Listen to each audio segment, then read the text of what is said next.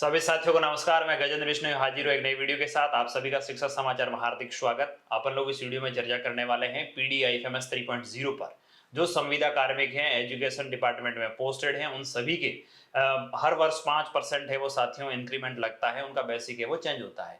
तो पहले जब वो प्राई पे मैनेजर पे थे तब उनका अपडेट करने में कहीं कोई अपने को दिक्कत नहीं आ रहा था। अभी वो जब PDIFMS पर आए हैं तब से उनका बेसिक अपडेट के लिए जो स्लैब थी वो नहीं आ पा रही थी। उसके संबंध में मैं आपको इस वीडियो में बताने वाला हूं कि किस प्रकार से आप सब DDO लेवल से और DDO लेवल से क्या क्या प्रोसेस होते हैं, क्या किस प्रकार से आप लोग रोल असाइन करेंगे, कैसे आप लोगों को रिक्वेस्ट आईडी जनरेट करनी है, सर्विस डिटेल अपडेट करनी है, उसके बाद पे एंटाइटलमेंट से अपडेट करना है। सारी प्रोसेस, वीडियो कुछ लंबा बन सकता है क्योंकि इसमें प्रत्येक चीज को मैं बताने का प्रयास करूंगा। साथियों, आप इस वीडियो को एक बार पूरा देख लीजिएगा ताकि आपको कहीं कोई डाउट क्लियर हो जाए, कहीं कोई डाउट ना रहे। चलिए साथियों, वीडियो प्रारंभ करते हैं। उससे पहले मेरा छोटा सा आपसे निवेदन रहेगा, आप चैनल पे नए हैं सब्सक्राइब अवश्य कर लीजिएगा। चलिए, सबसे पहले हम लोग सब DDO रोल में जाएंगे। जो भी आपके पास सब DDO रोल्स हैं, जिसमें भी डेस्क में आपका हो, सब DDO आप इस पे आएंगे।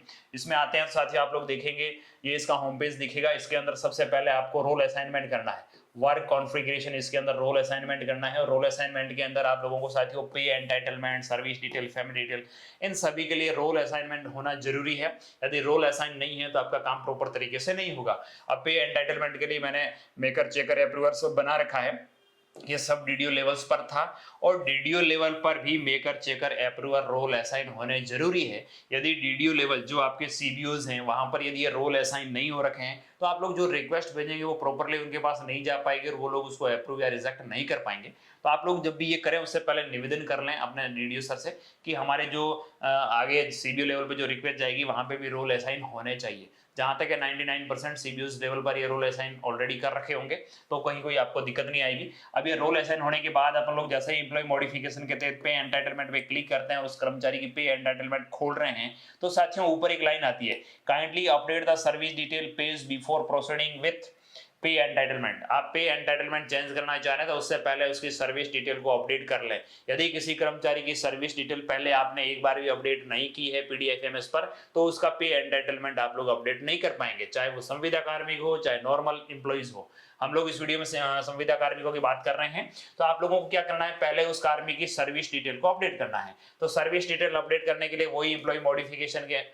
मैनेजमेंट में एम्प्लॉय मॉडिफिकेशन रहेगा। उससे पहले आप वर्क कॉन्फ़िगरेशन के अंदर जाकर के रोल असाइन अवश्य कर लीजिएगा और सर्विस डिटेल पे क्लिक करते हैं तो हमारे जितने कार्मिक उनके नाम आ जाएंगे। आपको यहाँ पे मॉडिफाई पे क्लिक करना है। जैसे ही मॉडिफाई पे क्लिक करेंगे उस कर्मचारी की पूरी डिटेल खुलेगी। इसके अंदर आपको साथियों दो चीजों का ध्यान रखना है, ज्यादा कोई प्रॉब्लम्स नहीं है। इसमें क्या होगा साथियों, ये जो कॉन्ट्रेक्चुअल आ रही है ना, इसमें थोड़ा सा चेंजेस आ रहा है। आपको पहले कॉन्ट्रेक्चुअल रखना है। दूसरी के अंदर क्या आ रहा है, कॉन्ट्रेक्चुअल हायरिंग सर्विस एजुकेशन, ये वाला नया ऑप्शन जोड़ा गया है। पहले ये नहीं था, केवल कॉन्ट्रेक्चुअल एक ही आ रहा था। तो यहाँ पे आपको जैसे ही आप सर्विस डिटेल अपडेट पे आएंगे तो हो सकता है शुरुआत के अंदर आपको पूछा जाए कि ये कर्मचारी PD का है या प्राई पे मैनेजर का है या नॉर्मल IFMS का है, गवर्नमेंट वाली सर्विस एम्प्लॉइज कैसा है। तो आप लोगों को प्राई वाले पे क्लिक करना है। प्राई वाले पे क्लिक करके आप लोग इसमें पहुंचेंगे। यदि आप गवर्नमेंट वाले में जाएंगे तो वहां इनका ये सर्विस वाली डिटेल्स कैटेगरीज नहीं आएगी। तो आप लोग प्राई इंप्लॉय मानते हुए, उसको प्राई का इंप्लॉय मानते हुए यहाँ पे आएंगे। कॉन्ट्रेक्चुअल पे क्लिक किया, उस आदमी को सिलेक्ट कर लिया हम लोगों ने। आपको ये वाला ध्यान रखना है, केवल इस सर्च के अंदर आप देख लेंगे, यहाँ देखेंगे कॉन्ट्रेक्चुअल हायरिंग एजुकेशन सर्विस पे रखना है। उसका पद क्या है वो पद आप सेलेक्ट कर लेंगे। अर्जेंटली टेम्परेरी बेसिस पे आपको यहाँ पे सिलेक्ट रखना है, यहाँ टेम्परेरी ही सिलेक्ट रखना है, यहाँ एक्टिव सिलेक्ट रखना है। उसके बाद सारी डिटेल्स, कोई नॉर्मल सी ज्यादा चीजें नहीं है, डेट ऑफ अपॉइंटमेंट वगैरह सारी चीजें आप एक बार देख लीजिएगा। और यहाँ यदि ये डेट्स नहीं आ रही है, date of joining in regular service, तो यहाँ पे इनकी सर्विस वही मानी जाएगी जो उनकी ज्वाइनिंग डेट है, फर्स्ट ज्वाइनिंग डेट वही आपको यहाँ पे माननी है। यदि ये डेट्स नहीं आ रही तो आप लोग इसको सिलेक्ट करेंगे, इसको सिलेक्ट करेंगे, ये डेट खुल जाएगी, आप इसको अपडेट कर पाएंगे। ये करने के बाद आप लोग नीचे पहुंचते हैं, आपको डॉक्यूमेंट अपलोड करना रहेगा उस कर्मचारी के संबंध के अंदर। ऑफिस ऑर्डर के डॉक्यूमेंट टाइप के अंदर उनका ज्वाइनिंग ऑर्डर, ज्वाइनिंग एप्लीकेशन, जो भी आपके पास डॉक्यूमेंट्स उपलब्ध हो वो डॉक्यूमेंट्स आप लोग यहाँ पे अपलोड कर लीजिएगा। ऑफिस ऑर्डर के अंदर भी कोई ना कोई PDF अपलोड करना आवश्यक है। आप लोग जैसे ही इसको साथियों अप्रूवर रोल में रहते हुए करना है, आपको सब DDO के अप्रूवर रोल में रहना है। मेकर चेकर से करने की आवश्यकता नहीं है, केवल अप्रूवर रोल से आपको रिक्वेस्ट जनरेट करेंगे, रिक्वेस्ट आगे चली जाएगी।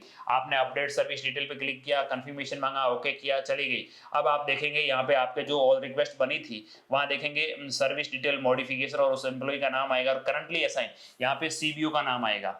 और ये कहां पर है, पेंडिंग, अभी CBO लेवल पर। आपके पास से सब DDO से DDO लेवल यानी CBO लेवल पर रिक्वेस्ट चली गई है। अब सीबीओ लेवल पे क्या करेंगे, वही आएंगे, वही डीडीओ रोल के अंदर आ जाएंगे। सीबीओ लेवल का काम बता रहा हूं मैं साथियों आपको। यहाँ पे वही आप यहाँ पहुंचते हैं तो आप लोगों को माई टास्क पे क्लिक करना है। माई टास्क पे क्लिक करो, उससे पहले आपको मेकर चेकर अप्रूवर यहाँ पे ध्यान रखना है कि आपको रोल असाइन कर लेना है। रोल असाइन करते समय वही आपको मैंने पहले बताया था, मेकर चेकर अप्रूवर होना चाहिए। जब आप सीबीओ लेवल पे काम करेंगे तो साथियों आप लोगों को तीनों रोल में काम करना है।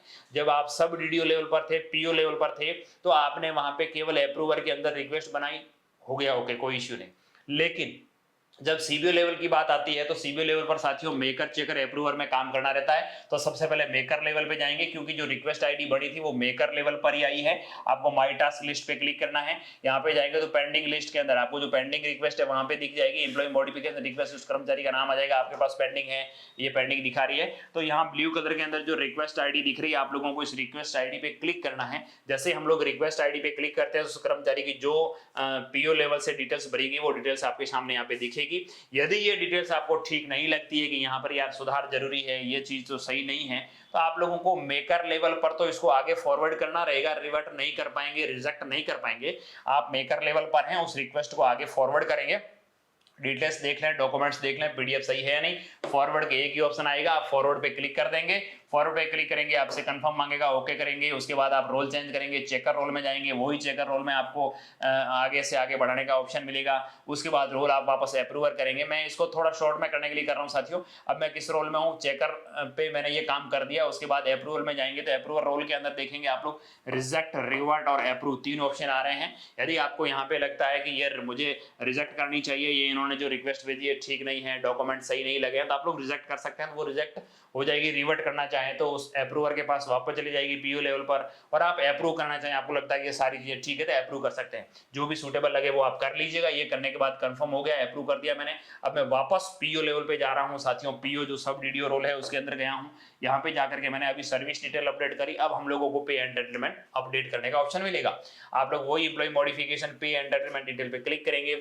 यहाँ पे क्लिक करते ही सारे एम्प्लॉइज के नाम दिखेंगे, जिसका भी करना है उसके मॉडिफाई पे क्लिक करेंगे। मॉडिफाई पे क्लिक करते हैं साथियों, यहाँ पे आपको सारा चीजें खाली दिखेगी, केवल उनका नीचे आप स्क्रॉल डाउन करेंगे बेसिक जरूर दिख जाएगा।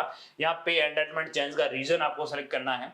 रीजन आपका जो भी इनमें बैठ रहा हो, यदि इनमें से कोई आप पे लागू नहीं हो रहा तो आप अदर चेंजेस रीजन को सेलेक्ट रख सकते हैं। यहाँ पे फिक्स्ड वाला रखना है, यहाँ डेट ऑफ ऑटोमेटिकली आ जाएगी। जो उनकी पेमेंट डेट है वो साथियों उनकी ज्वाइनिंग डेट से ही मानी गई है। तो यहाँ पे देखेंगे उनके लिए जुड़ गए contractual level, non government, fix employ, उनकी जो जितनी भी बेसिक्स होती है, जैसे 16,900 से शुरू हुआ, फिर 17,800 हुआ, फिर आप देखेंगे 18,700, 19,700, 20,700, 21,800, 22,900, यानी उनका जैसे जैसे इंक्रीमेंट लगेगा प्रति वर्ष 5-5% बढ़ता रहेगा।